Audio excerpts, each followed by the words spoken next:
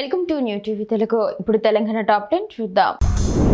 Congress senior నేత మాజీ మంత్రి జీవన్ రెడ్డి కీలక వ్యాఖ్యలు చేశారు. కాంగ్రెస్ పార్టీలో కొనసాగడంపై ఆలోచిస్తున్న భవిష్యత్ ఏంటో అర్థం కావడం లేదు. అవమానాలు ఇంకెంతకాలం భరించాలి? ఎమ్మెల్యేగా సంజయ్ ఉన్నంత కాలం నాకు వేధింపులు తప్పు. ఆయన మా కార్యకర్తలపై ఆధిపత్యం చలాయిస్తామంటే ఎలా? అధినాయకత్వం కార్యకర్తల మనోభావాలు గౌరవించాలి అని వ్యాఖ్యానించారు. త్వరలో జీవన్ రెడ్డి కాంగ్రెస్ పార్టీని వీడుతారనే ప్రచారం జరుగుతోంది. కూసుమంచి మండల పరిధిలోని గైగొండ్లపల్లి రైతు వేదికలో రైతుల కోసం ఉంచిన యూరియా బస్తాల్లో గుర్తు తెలియని దుండగులు చోరీ చేశారు. దీంతో యాప్లో యూరియా బుక్ చేసుకున్న రైతులు నిరాశతో వెనుదిరిగారు. గతంలో ఏఈఓ కార్యాలయంలో ఉన్న రైతుల పాస్బుక్లు తదితర విలువైన పత్రాలు కూడా దొంగిలించబడ్డాయి. అధికారుల నిర్లక్ష్యంతోనే ఇలాంటి ఘటనలు జరుగుతున్నాయని రైతులు ఆరోపిస్తున్నారు. ఈ సంఘటన రైతుల ఆందోళనకు దారితీసింది. తెలంగాణ తొలి ముఖ్యమంత్రి కల్వకుంట్ల చంద్రశేఖరరావు జన్మదిన వేడుకలను వేములవాడ పట్టణంలో బీఆర్ఎస్ పట్టణ పార్టీ శాఖ ఆధ్వర్యంలో ఘనంగా నిర్వహించారు. పార్టీ శ్రేణులు భీమేశ్వరాలయంలో కోడి మొక్కలు చెల్లించి కేసీఆర్ ఆయురారోగ్యాలతో ఉండాలని ప్రత్యేక పూజలు చేశారు. అనంతరం తెలంగాణ చౌక్ లో కేక్ కట్ చేసి సంబరాలు చేసుకున్నారు. జై కేసీఆర్, జై జై కేసీఆర్, లాంగ్ లివ్ కేసీఆర్ అంటూ నినాదాలు చేశారు.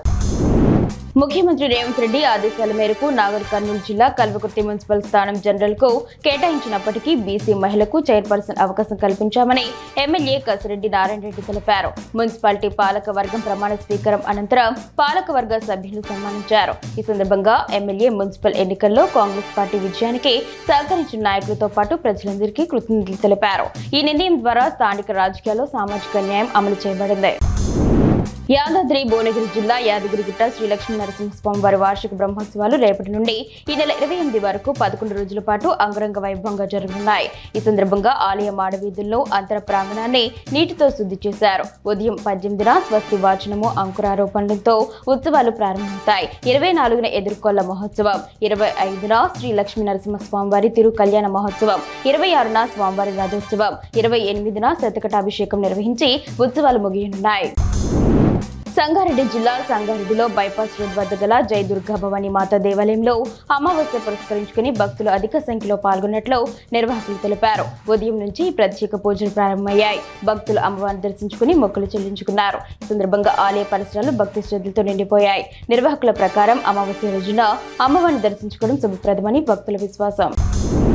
మహబూబాబాద్ జిల్లా నరసింహులపేట మండల కేంద్రం వద్ద ఉద్రిక్తత నెలకొంది. మాజీ మంత్రి ఎర్రబెల్లి దయాకర్ రావును తొర్రూరులో అరెస్టు చేసి మహబూబాబాద్ కు తరలిస్తుండగా నరసింహులపేట వద్ద బీఆర్ఎస్ శ్రేణులు పోలీసు వాహనాలను అడ్డుకుని నిరసన తెలిపారు. అరెస్టును ఖండిస్తూ నినాదాలు చేశారు. పోలీసులు పరిస్థితిని అదుపులోకి తెచ్చి వాహనాన్ని ముందుకు తరలించారు. సంగారెడ్డి జిల్లా జహీరాబాద్ మున్సిపల్లో జరిగిన ప్రమాణ స్వీకార కార్యక్రమానికి కాంగ్రెస్ పార్టీ కౌన్సిలర్లు బృందంగా హాజరయ్యారు. ఈ కార్యక్రమంలో వారు పాల్గొన్నారు. నారాయణపేట జిల్లా మక్తల్ మండలం కర్నె గ్రామ శివారులో కొందరు వ్యక్తులు దాదాపు 30 నుండి 40 చెట్లను కాల్చివేశారు. ఈ ఘటనపై గ్రామ కార్యదర్శి మోహన్ వివరణ కోరగా ఎవరు చేశారో తమకు తెలియదని విచారించి చర్య తీసుకుంటామని తెలిపారు. అటవీ శాఖ అధికారులు తరచూ తనిఖీలు నిర్వహించాలని స్థానికులు కోరుతున్నారు. మహబూబాబాద్ పట్టణానికి చెందిన బీఆర్ఎస్ యువ నాయకులు మాజీ సీఎం కల్వకుంట్ల చంద్రశేఖరరావు జన్మదినాన్ని పురస్కరించుకుని కొరవిలోని గుండ్రాతి మడుగు ఆంజనేయ స్వామి ఆలయంలో ప్రత్యేక పూజలు నిర్వహించారు. కేసీఆర్ పై అభిమానంతో ఆయన మళ్లీ ముఖ్యమంత్రి కావాలని ఆకాంక్షిస్తూ స్వామివారికి అభిషేకాలు, ప్రత్యేక ప్రార్థనలు చేశారు. 2028 సార్వత్రిక ఎన్నికల్లో భారత రాష్ట్ర సమితి మళ్లీ అధికారంలోకి వచ్చి ప్రజలకు మంచి పాలన అందించాలని వారు కోరుకున్నారు.